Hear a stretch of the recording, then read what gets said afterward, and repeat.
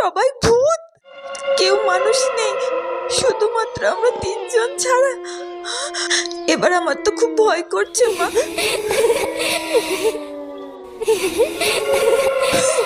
মানে চারিদিকে রক্তের জুস, রক্তের ফুচকা। সোনা, সোনা মা কোথায় গেল? সোনা, সোনা, বোন, বোন, মা, বোন কোথায় গেল? ও তো এখানেই খাবার খাচ্ছিল, আবার কোথায় গেল? ও আবার কিছু খেয়ে ফেলেনি তো?